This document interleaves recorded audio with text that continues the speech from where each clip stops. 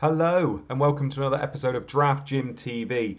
As always, you are joined by me, Andy, FBL Teach Mode, and today we're going to be looking at Group E of the Euro Fantasy Contest that FanTeam are putting forward for us. £1 million prize pool, and we're going to try and help you win as much money as possible. Now, if you have ever watched one of my streams before, one of my videos before, please make sure to give us a like and subscribe because it really helps us get out there and help other people.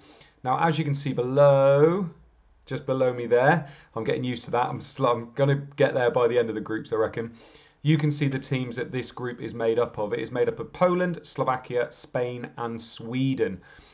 And having done a little bit of homework about this group before I started this video, I think this is quite a hard group to get to grips with, especially because I feel like there's going to be quite a lot of rotation in this group and a lot of question marks about a lot of the players as well.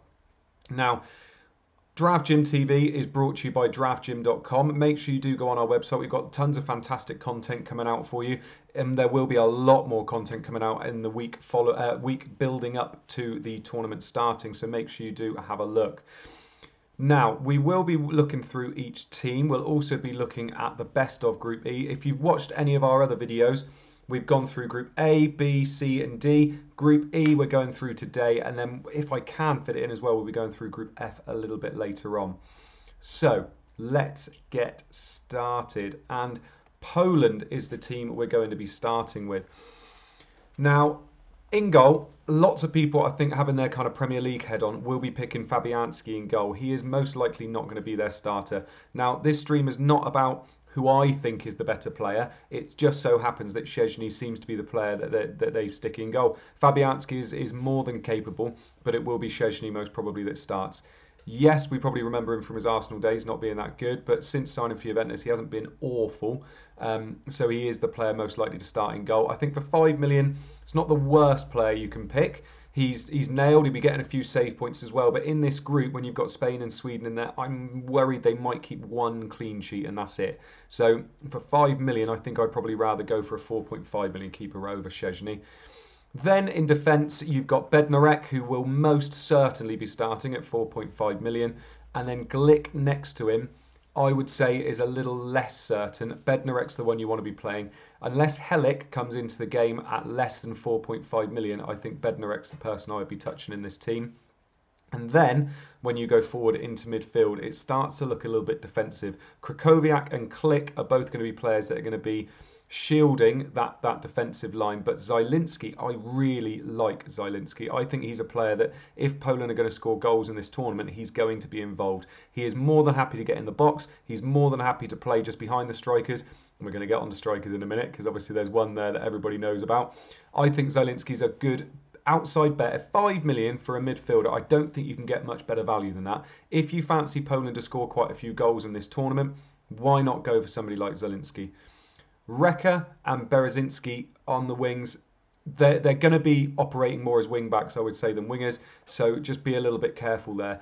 It could be that Poland go to a 4 at the back. If they do go to a 4 at the back, then those wing backs are going to be coming back. Someone like Helik will drop out, and then all of a sudden you're going to be having Lewandowski.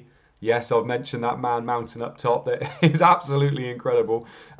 He'll be operating as a lone striker, and then they might have two wingers coming in as well.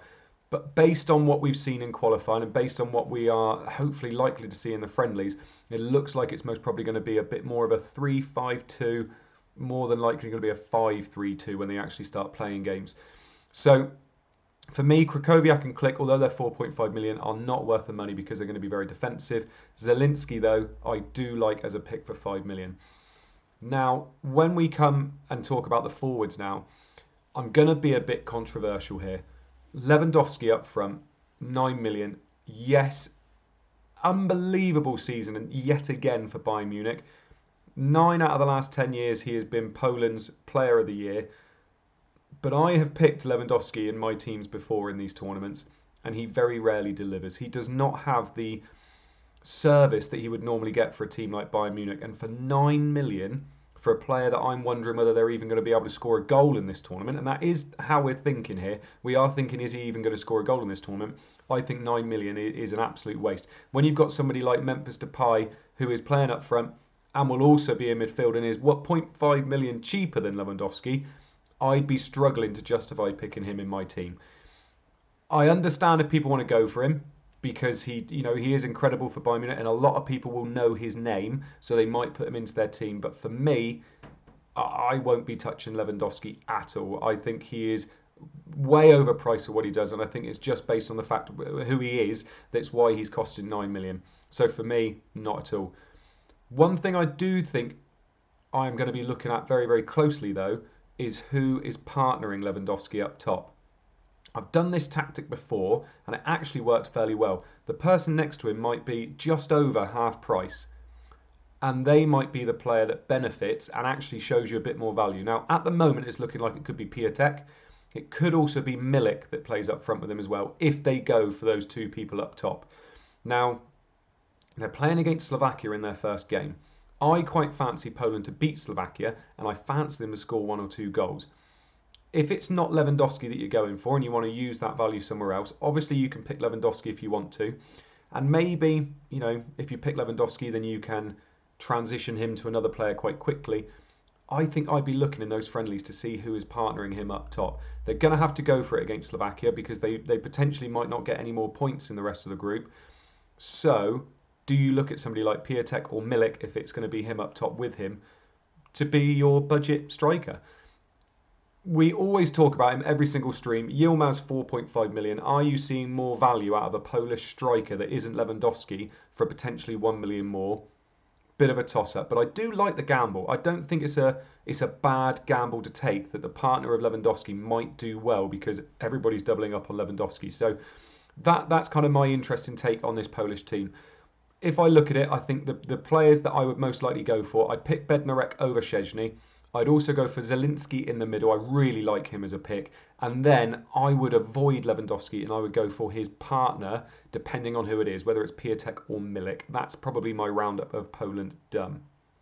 Now, we're moving now on to the lesser-known team of Slovakia. Now, I will say now, I can remember Slovakia's game against Italy, 3-2 in the World Cup when they won and they knocked Italy out. They do have the capabilities of doing something every now and again. They're not a team that are just going to roll over every single game. They do have it in them to cause an upset. And that man in the middle, which we'll get to in a minute, Marek Hamsik, is the one that will orchestrate anything that happens. Now, they do have some nice £4 million options in this team. Dubravka, who's in goal, who will most probably be in goal as well, had a great season for Newcastle. He's only £4 million. You are only going to be picking him in your team if you fancy some save points from him.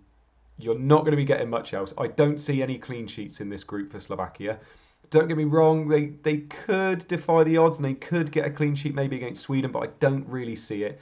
So I think 4 million for Dubravka. If you're happy to have him as a budget enabler on your bench and maybe bring him in for some save points if you really need to, but I think if you're picking Dubravka on your bench, you're hoping to have a sure starter that's going to get you clean sheets in your team. So Dubravka and Hanko and Saka are all 4 million.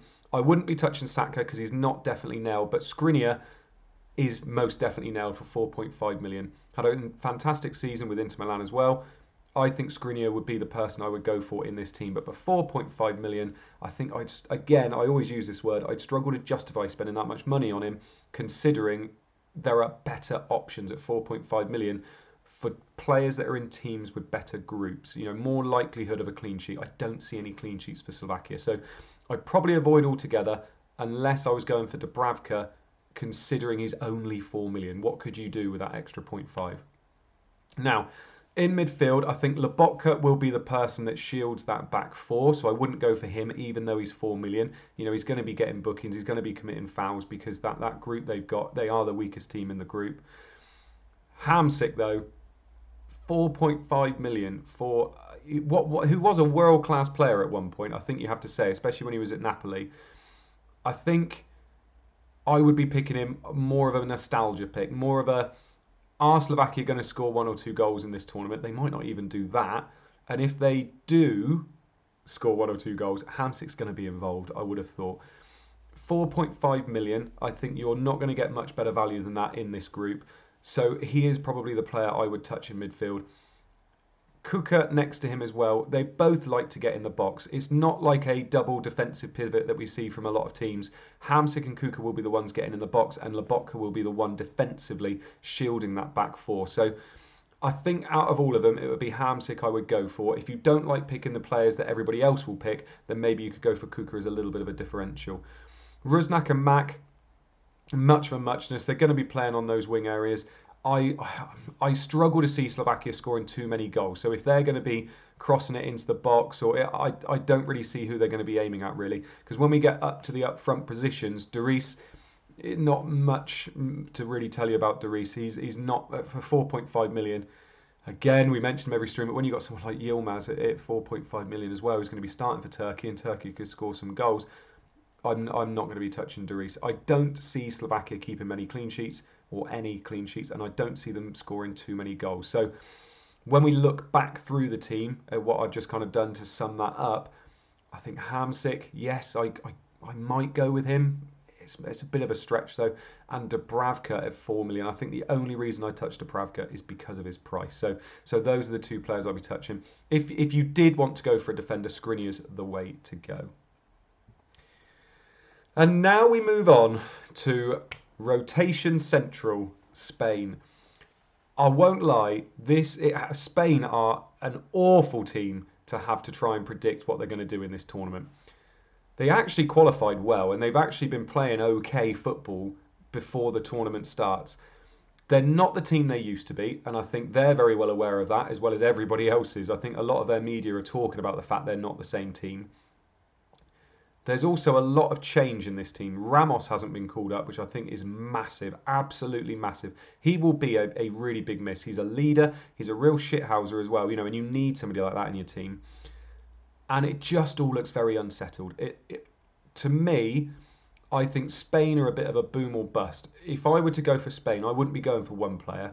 If I was having more than one entry in FanTeam, I would have either three, I would triple up on Spain, or I would have nobody in my team. That's how I view them at the moment. They could very easily somehow not make it out of this group, which we know they're more than capable of doing. They could also easily not concede a goal, score loads, and finish with 9 points. So it could really happen either way at the moment. I haven't completely decided which way to go. I think I've been undervaluing them more than I've been overvaluing them. So I think I've been erring on the side of caution at the moment. But as we look through their team, there are some nice players that you could potentially pick from that do have quite a lot of upside. Now, Simon seems to be in goal, preferred to David De Gea at the moment. I think that's probably justified because De Gea hasn't been playing his best football and also hasn't been playing as much as he usually does. And then, straight away, we get into muddy waters. So, Laporte has moved from France to Spain and hasn't been priced up in the game yet because he wasn't going to be playing for France. Next to Laporte, it could be Pau Torres, it could be Garcia. Garcia's just moved to Barcelona. If it were me, I think it would probably be Pau Torres, but I have put Garcia in there. I think it could be much for muchness. I think I'd be struggling to pick one of those defenders personally. Azpilicueta could be playing on right back, could be Porro. You've got Jordi Alba at left back, could be Gaia. Straight away, you're looking at all these players thinking for 6 million, 6.5 million for players that I'm not even sure will definitely be starting, I think is a bit much. It's a shame because when you look at their group, Poland, Slovakia, Sweden, they could easily keep 3 clean sheets. So if you can pick a Spanish defender that you think will definitely play, he's worth having potentially. But for 6.5 million, when you're not sure whether they're going to be playing, I think it's a bit of a stretch. Now, when you look at their midfielders, it's not quite as muddy as the defence, but I'm not seeing a lot of value here. Koke, yes, could be good, 7.5 million. Again, I think for 7.5 million, I see better value elsewhere. Rodri, 7 million. I'm not sure how a defensive-minded Rodri is 7 million, but there you go. Pedri, though, at 6 million, could be a nice little shout. I haven't seen him in many teams. In fact, I haven't seen him in any teams. And he's actually had a really, really good season for Barcelona. So I think 6 million for Pedri could be the way to go in that midfield. Yes, he doesn't have the same historical pedigree as someone like Rodri or Koke, but I do think Pedri could be a nice little shout. Now, finally, you get interesting when you start looking at their forward line. Olmo, I really like as an option. I think for 8 million, Olmo, he's going to be playing every game. Most probably, I hope. But for 8 million, I think he's worth it. I think he could be somebody that you really need to look at. The same with Ferran Torres at 9 million. Ferran Torres, I said it when he signed for Man City that they have got a player here. He's a really good player. And he does like drifting in. He does like playing in almost that up front position. So I think from 9 million, I think there's not much difference between Olmo and Torres. I think if they were both 8.5, I'd be edging towards Torres. So I think that maybe says a little bit about what I think about both players. Olmo at 8 is fine, and I think if I were to pick him, it would just be to save that 1 million. But out of the two of them, who do I expect to do better? I think it is Torres. And then up top, that ex-Chelsea man, who is now at Juventus, Morata, I think for 10 million, I'd be struggling to pick him when you've got Olmo and Torres next to him for 1 million and 2 million less. He is that focal point for Spain, and he could do well because they need somebody that's going to finish those chances off. But I think for 10 million, I'd be worried picking him in my team, knowing that he can sometimes be not as prolific as he should be. So I think if you're paying 10 million for a player when you're going to be watching him tearing your hair out, thinking how have you missed those chances, I'd be much more inclined to go for someone like Torres or Olmo myself. Now again, I said it at the beginning, there's a big caveat with Spain. I feel like they are such a rotation heavy team. Well, not even rotation heavy, just so many question marks next to all their players. I don't usually play like that, especially in a game where you're only going to get one transfer each week up until the group stages. You need to have those nailed players. You can't be spending, 8 million on Olmo, although he is most probably nailed. This is just an example. You can't be spending that much money on somebody where they're not playing, because your defence is most probably going to be threadbare / budget players. You're not going to be wanting to bring those in and then, using up all of your transfers on those just random players that aren't playing. You want those nailed players. And that's my biggest worry with Spain, is that even though I'm telling you this video now and I'm talking through these teams, I'm still not that confident on who's playing for Spain. If you had to tell me who is definitely going to play, I think Laporte is most probably going to play, Rodri is most probably going to play, Morata is most probably going to play, and Olmo and Torres will feature and play the majority. But apart from that, I'm really struggling to tell you who is completely nailed. And for a team like Spain and for the prices they've got, I think that's worrying for me. So, like I said, boom or bust, either pick triple or pick zero. That would be my tactic and my advice. And then we move on to Sweden. Now, Sweden, for me, could have a sneakily good group stage here. I think it's between them and Poland to finish second in this group. Yes, Sweden could still go through if they finish third, but I think they could, if they start well, they could try and usurp Poland in that second place. They've got a tough game first with Spain away, but then they play Slovakia in the next game. So they could end up with 3 points by the second game stage. Now, when we're looking at this team, there are some good little enablers in here that will most probably be playing. But I think when we get up to the attack, that's when we start looking at a few exciting options. Now, if we start with Nordfeldt in goal, it could be between him and Olsen. Now, Olsen hasn't played as much for Everton this year as he would have liked, and probably that Sweden would have liked as well. So it's a toss-up between both of those. If Nordfeldt gets the nod for 4 million, he's just like Dubravka in goal. You're going to be looking for for save points, I would say, instead of clean sheets. Lindelof had an up and down season, but usually quite consistent season for Man United. And then I've got to say his name now, Augustinsson at left back as well. They're all 4.5 million for a reason. I think there are better 4.5 million options. I don't see Sweden keeping many clean sheets. They might keep one against Slovakia. I think if I had to pick between those 4.5 million defenders, I think Lindelof would probably be high up there because of how nailed he is. And then maybe Lustig. I think Lustig's not a bad one in terms of getting forward and getting crosses in as well. But again, you'd be wanting those attacking returns, and I don't really see them with Sweden either. So I think I'd probably avoid their defence altogether. And then you've got, when you get into midfield, you've got Olsen and Ekdal. Ekdal's normally plays on the left, but he is somebody that screens this back four now. They're both defensive players, so I wouldn't be touching either of those. Then we get onto the four exciting players. Now, Forsberg is a good player. He's somebody that can get forward. He knows where the goal is. He knows how to assist and how to create as well. He is somebody, I think, for 5.5 million. If you fancy Sweden to do well in this group, he could be worth having a bit of a look at. 5.5 million, I think, when you've got players like, again, I always talk about Turkey. When you've got players like Çalhanoğlu there, I think he could be on the same kind of level as Çalhanoğlu, personally. So I think Forsberg is definitely worth a look, and he will be playing every game. Klaassen on the other side, I think when you got Forsberg on the left for 5.5 million, I think he's worth that extra 0.5 million.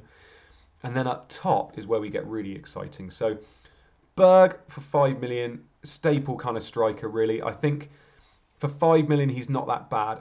My biggest question mark is whether he is worth 0.5 million less than Isaac. I think Isaac's worth 0.5 million more. I really like the look of Isaac. He's had a great season, and I think for somebody that is going to be playing in a Sweden team that could turn up and could do well in this group, and if they finish second, they're going to score a few goals, I think Isaac could be worth a look at 5.5 million. Is he worth 1 million more than Yilmaz?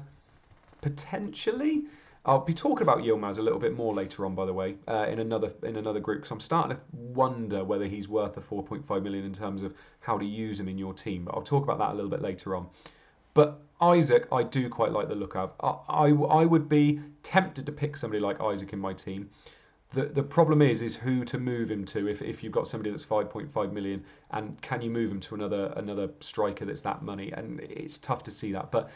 But like I said, I think Sweden, if I was touching Sweden, I keep saying touch and I do apologise, I would be going for their attack rather than their defence, and it would be Berg, Isaac and Forsberg that would be my choices. Now, Motley Barnett's friend of the video has put together his players that he would pick in this group. And actually, do you know what? This is probably the first time that I am going to agree with him on pretty much everything. He's gone for Dubravka in goal. I think I would go Dubravka over Nordveld if Nordveld gets the nod. So I think that's fine for 4 million. You're looking for save points. He has gone for Ramos. That is because he made this before it was brought out that Ramos was there. I think that Ramos wouldn't be there. I think instead of Ramos, he would pick somebody like Laporte or Alba. I think they're all fine, but like I said, I am very, very worried about this defence and just not really knowing who's going to be playing. Skriniar, yeah, I do agree with that, and obviously you have to put a few Slovakians in there. And then Bednarek at the back as well. Obviously, we've seen Bednarek for Southampton this year. He does have that odd red card in him. So hopefully he doesn't do that for Poland this year. But if he does, hopefully you own Marek Hamsik and you can make the most of it. He's gone for Ferran Torres and Morata. As I said before, I think if money wasn't an issue, I would be going Torres over Olmo. But I think it's going to be really close because it is a million between them. I think if it was just 0.5, Torres would edge it. But a million is a lot to be able to reinvest in your team. So I'm really torn on Olmo and Torres. I think if you were to ask me now, I probably would spend the extra million on Torres just because I've seen what he can do for Man City, and Olmo I haven't seen as much of. So I think I would probably do it. He's gone for the wingers for Sweden, Forsberg and Klaassen. I really like that. I think I would maybe hedge my bets a bit, and I would go for Forsberg, and then I go for Hamsik as well, just because I do like Hamsik. I think he's a good player, and I think he's got. I just keep remembering that Italy game, and I know he didn't score in that game, but he was instrumental in that game. So I think I'd probably go for Hamsik.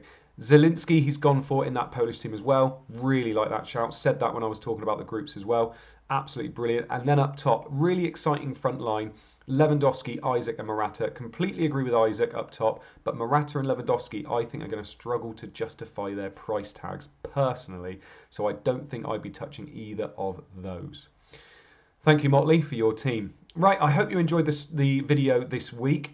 We have now gone through 5 of our groups. We've got one left, Group F, which is the Group of Death, so I am incredibly excited to start that one. I'll be doing it hopefully this afternoon, and then you will be able to be up to date, and we will have done all the groups. Remember, if you've liked this stream and you've liked this video, make sure to give it a like and a subscribe. And we wish you luck with all your drafts. There is not long left. So, from me and everybody at Draft Gym, oi oi!